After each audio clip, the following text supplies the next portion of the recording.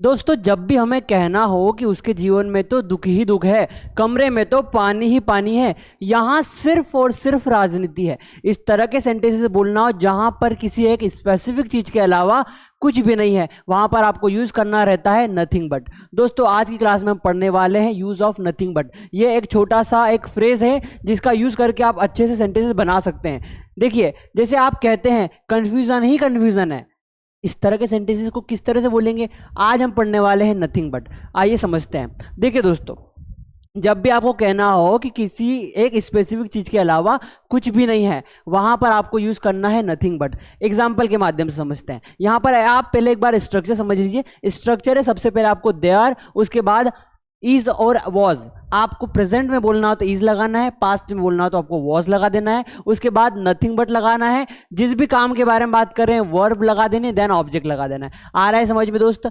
आप स्ट्रक्चर्स के माध्यम से समझ चुके हैं। अब थोड़ा सा दो एग्जांपल समझो। कमरे में पानी ही पानी है, कमरे में तो पानी ही पानी है, पानी के अलावा कुछ नहीं है। कैसे सेंटेंस बन रहा है? There is nothing but. अब ये पूरा जो स्ट्रक्चर है दोस्त, पूरा जो स्ट्रक्चर है वैसे का वैसे लगेगा, आपको ऑब्जेक्ट ध्यान में रखना है और आपका सेंटेंस बन जाएगा। यहां देखो, कमरे में पानी ही पानी है तो there is nothing but water in the room. आया समझ में?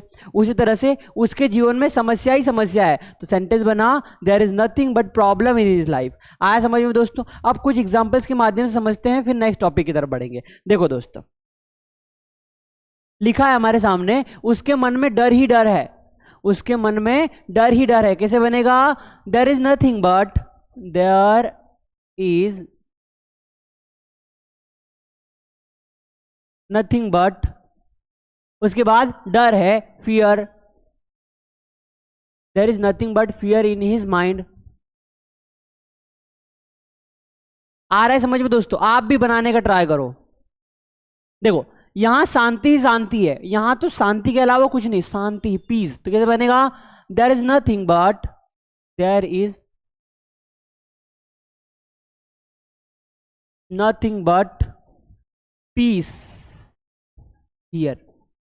There is nothing but peace here. यहां है बाजार में भीड़ ही भीड़ है, बाजार में भीड़ ही भीड़ है, कैसे बनेगा? There is nothing, there is nothing but crowd in the market.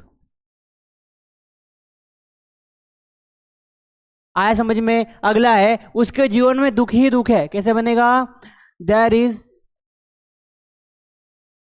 Nothing but sorrow in his life. आ रहा है समझ में दोस्तों? आ रहा है? आप भी कमेंट करके बताएंगे। खेत में पानी ही पानी है, खेत में इतना पानी हो गया है, खेत में पानी ही पानी हो गया, तो there is nothing but water in the field, in the field. आ रहा है समझ में दोस्त? आया समझ में? तो ये था हमारा नथिंग का कॉन्सेप्ट, है ना? देयर इज नथिंग बट का कंसेप्ट आपको समझ में आया? इसके 5 एग्जांपल आप कमेंट करके बताएं। अगले टॉपिक की तरफ बढ़ते हैं। अगला टॉपिक जो हमारा है वो है use of dying to. Dying to मतलब होता है किसी भी काम को करने के लिए मरे जाना, किसी भी काम को करने के लिए हतोत्साहित होना, बहुत ज्यादा उत्सुक होना। इस तरह के सेंटेंसेस बोलना जहां पर आप किसी व्यक्ति की दशा बता रहे हैं, उसकी स्थिति बता रहे हैं, आप कह रहे हैं कि वो उसकी स्थिति है कि बहुत ज्यादा उत्साहित है वो। आया समझ में? यहां एग्जांपल को समझते हैं। कोई व्यक्ति कोई काम करने को, किसी चीज को पाने को मरे जा रहा है, इस तरह के सेंटेंस बोलते हैं, तो वहां पर आपको यूज करना है डाइंग टू। ठीक है दोस्तों, जहां पर स्ट्रक्चर देखो आप, subject is am are was were, आपको सब्जेक्ट के अकॉर्डिंग हेल्पिंग वर्ब यूज करना है, उसके बाद डाइंग टू लगा देना है, वर्ब और ऑब्जेक्ट। मैं अंग्रेजी सीखने के लिए मरे जा रहा हूं, मैं अंग्रेजी सीखने के लिए बहुत उत्साहित हूं, हतोत्साहित हूं, तो I am dying to learn English.